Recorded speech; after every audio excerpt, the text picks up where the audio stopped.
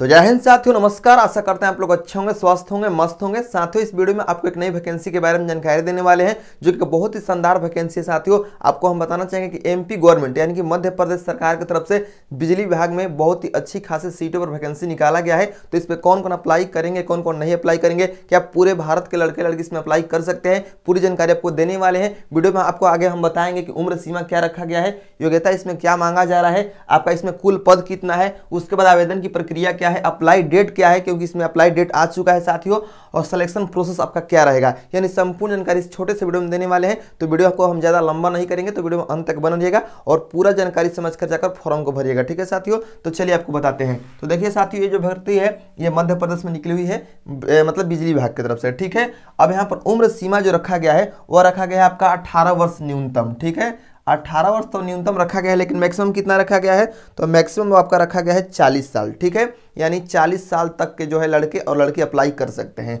तो 18 से 40 में हम लिख दे रहे हैं। अब इसमें आपको 3 साल का छूट ओबीसी वालों को मिलेगा और 5 साल का छूट जो है SC ST वालों को मिलेगा। तो यहाँ पर हम लिख दे रहे हैं साथियों कि जो ओबीसी वाले हैं इनको 3 साल का, और जो SC ST हैं, ठीक है, SC और ST उनको 5 साल का यहाँ पर छूट मिलने वाला है।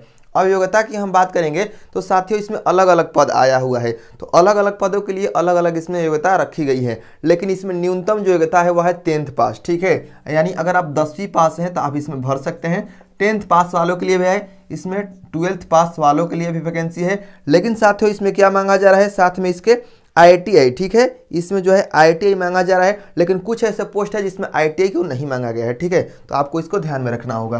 तो इसमें ITI भी आपके पास होना चाहिए। ठीक है, ITI भी है, डिप्लोमा भी मांगा जा रहा है, इसमें BTech भी मांगा जा रहा है, यानी अलग अलग पोस्ट के लिए अलग अलग इसमें योग्यताएं रखी गई है। ठीक है, तो आपको जो भी पोस्ट पसंद आएगा, यानी जिस योग्यता के आप अनुसार हैं, मान लीजिए आप 10th किए हैं तो 10th वाले पोस्ट जो आया हुआ है उस पर आप अप्लाई करेंगे। ठीक है, आगे आपको हम बताने वाले हैं। ठीक है, अब यहाँ पर हम बात करेंगे कुल पद कितना आया हुआ है साथियों, तो 2573 पद आपको हम बताना चाहेंगे। 2573 यानी कि 2573 पदों पर यह वैकेंसी को निकाला गया है साथियों, जिसकी आवेदन प्रक्रिया जो है ऑनलाइन रखी गई है, यानी फॉर्म आपको ऑनलाइन भरना होगा। ठीक है साथियों, ऑनलाइन यहाँ पर हम लिख दे रहे हैं, ऑनलाइन आपको फॉर्म को भरना होगा, कोई भी ऑफलाइन इसमें फॉर्म नहीं भरना है। ठीक है, अब अप्लाई डेट क्या इसमें रखा गया है, तो आपका अप्लाई जो है 24 दिसंबर से चालू हो गया है। ठीक है, 24 दिसंबर से चालू हो गया है, और आपका लास्ट जो डेट है वो है आपका 23 जनवरी, यानी 23 जनवरी तक आप अप्लाई कर सकते हैं। 23 जनवरी 2025 तक जो है अप्लाई आप कर सकते हैं। ठीक है साथियों,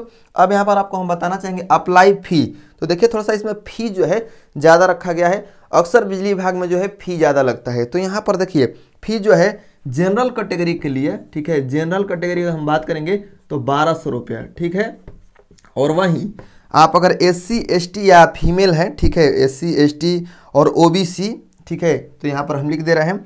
तो देखिए साथियों, जनरल कैटेगरी के लिए 1200 और OBC और यहाँ पर SC एंड ST एंड यहाँ पर फीमेल, ठीक है, इनको देना है कितना, 600 रुपये देना है। ठीक है साथियों, 600 रुपये देना है। तो ये हो गया आपका फ़ी का मामला, कि मतलब इतना फ़ी लग रहा है इस फॉर्म को भरने के लिए। अब यहाँ पर सिलेक्शन जो प्रोसेस है आपका, कि किस प्रकार आपका इसमें सिलेक्शन होगा, तो सबसे पहला जो चरण है वो आपका सिलेक्शन का, वह है आपका रिटन एग्जाम। ठीक है साथियों, तो देखिए यहाँ पर आपका होगा रिटन एग्जाम। तो रिटन एग्जाम जब आपका हो जाएगा तब जाकर आपका क्या होगा साथियों, पहले तो आपका रिटन एग्जाम होना है, और रिटन एग्जाम के बाद में आपका होगा PET, यानी कि आपका यहाँ पर फिजिकल इफिशियंसी टेस्ट होना है। तो ध्यान में रखिएगा, इसमें आपका PET होना है। ठीक है, अब 3 नंबर में हम बात करेंगे यहाँ पर कि डॉक्यूमेंट वेरिफिकेशन आपका होगा। जब आपका PET हो जाएगा तब जाकर आपका जो है डॉक्यूमेंट वेरिफिकेशन होगा। अब डॉक्यूमेंट वेरिफिकेशन में एक बात याद रख लीजिए कि क्या क्या आपका जो है यहाँ पर डॉक्यूमेंट लगने वाला है, वो भी आपको हम बताने वाले हैं। ठीक है, तो डॉक्यूमेंट वेरिफिकेशन, ठीक है। अब यहाँ पर 4 नंबर में सिलेक्शन प्रोसेस जो आपका रहेगा वो रहेगा आपका फाइनल मेरिट लिस्ट, यानी जब आपका डॉक्यूमेंट वेरिफिकेशन हो जाएगा उसके बाद आपका फाइनल मेरिट लिस्ट जो है जारी किया जाएगा। ठीक है साथियों, तो ये हो गया 4 जो है प्रोसेस सिलेक्शन का। अब यहाँ पर हम बात कर लेते हैं कि इसमें क्या क्या डॉक्यूमेंट्स आपका लगने वाले हैं। तो देखिए, अगर आप 10th पोस्ट पर अप्लाई करते हैं तो आपका 10th का मार्कशीट होना चाहिए। ध्यान से सुनिएगा मेरी बातों को, 10th का मार्कशीट आपके पास होना चाहिए। अगर आप 12th वाले पोस्ट पर अप्लाई करते हैं तो 12th का मार्कशीट चाहिए। उसके बाद आपका ITI या डिप्लोमा का सर्टिफिकेट चाहिए, ITI या डिप्लोमा का सर्टिफिकेट चाहिए। उसके बाद में आपका इंजीनियरिंग, अगर आप बीटेक वाले पोस्ट पर आप अप्लाई करते हैं तो आपको बीटेक यानी इंजीनियरिंग का यहाँ पर पोस्ट का जो है सर्टिफिकेट आपको देना होगा। उसके बाद आपका जाति प्रमाण पत्र इसमें लग रहा है, ठीक है साथियों। तो याद रख लीजिएगा, इसमें आपका जाति प्रमाण जो है पत्र है मांगा जा रहा है, तो जाति प्रमाण पत्र आप बनवा लीजिएगा, ठीक है, जाति प्रमाण पत्र। आप दूसरे नंबर में हम बात करेंगे कि यहाँ पर PWD अगर मतलब आते हैं वहाँ से, तो PWD अगर आप हैं तो मतलब वो भी आप सर्टिफिकेट यहाँ पर मांगा जा रहा है। फोटो और सिग्नेचर होना चाहिए और डोमिसाइल सर्टिफिकेट यानी कि आपके पास निवास प्रमाण पत्र होना चाहिए, ठीक है साथियों।